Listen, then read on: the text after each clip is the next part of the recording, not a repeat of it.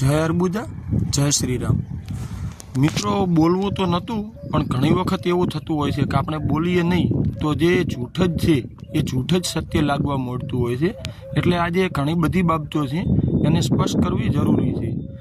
જે લોકોને આ ઊણવાળી બાબતમાં ક્યાંય પણ સમાજના યુવાનોને ન્યાય મળે ના મળે એ બાબતમાં કોઈ રસ જ નહોતો, પરંતુ એમનો વિરોધ ક્યાંક ને ક્યાંક કોઈ વ્યક્તિ વિરુદ્ધ હોય, કોઈ વ્યક્તિગત વિરુદ્ધ હોય, કોઈ અંગત સ્વાર્થ માટે હોય, એ લોકોએ હવે અફવાઓ ચલાવવાનું ચાલુ કર્યું છે।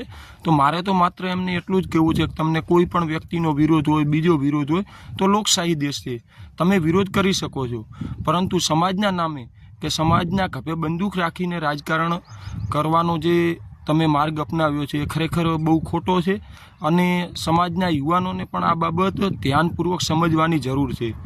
બીજું કે જે હાલમાં હવે આગળ ચૂંટણીઓ આવી રહી છે, તો કદાચ આપણા મુદ્દાઓનું તો એક પછી એક સોલ્યુશન આવી રહ્યું છે, પરંતુ અમુક માણસોને ધારો કે મારા કરતાં પણ વધારે સમાજ પ્રત્યે લાગણી હોય અને એમનું માનવું હોય કે બધું આજે ને આજે જ થવું જોઈએ, તો એ લોકો એ માટે કોશિશ કરી શકે છે।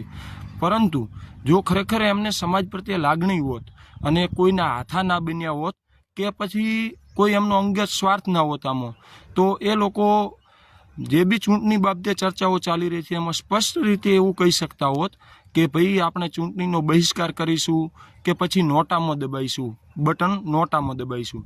પરંતુ ક્યાંક ને ક્યાંક એ લોકો ડાયરેક્ટલી સીધા એક જ પક્ષનો પ્રચાર કરવાનું ચાલુ કરવું કે આપણે કોંગ્રેસ જીતાડવાની છે।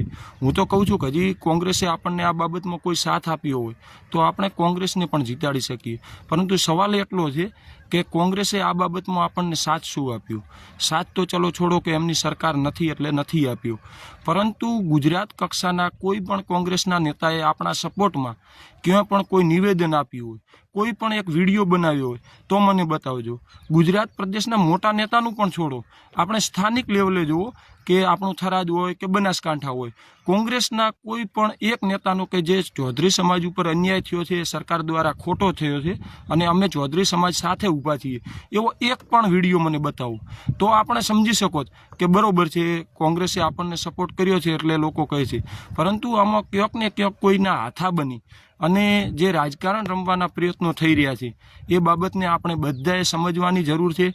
બીજું કે મારા વિરુદ્ધમાં તો કે પૈસા લઈ લીધા, વેચાઈ ગયા, નોકરી લઈ લીધી, જે વેમનું તો કોઈ ઓહડ નથી, પણ નોકરી લીધી હોય, બીજું હોય તો નોકરીએ જતોય દેખાઈશ ને, ભલે 2 મહિના પછી દેખાવ, પણ ગામમાં કોઈને કે નોકરીએ જતો હોય તો એ દેખાશે।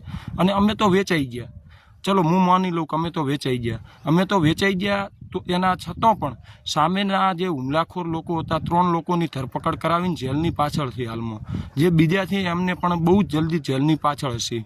બીજું કે અમે તો વેચાઈ ગયા, તો વેચાઈ ગયા છતાં પણ પોલીસની ભૂમિકા સામેની તપાસ શરૂઆત કરાવરાવી છે અને રિઝલ્ટ પણ આપણા બધાની સામે આવશે।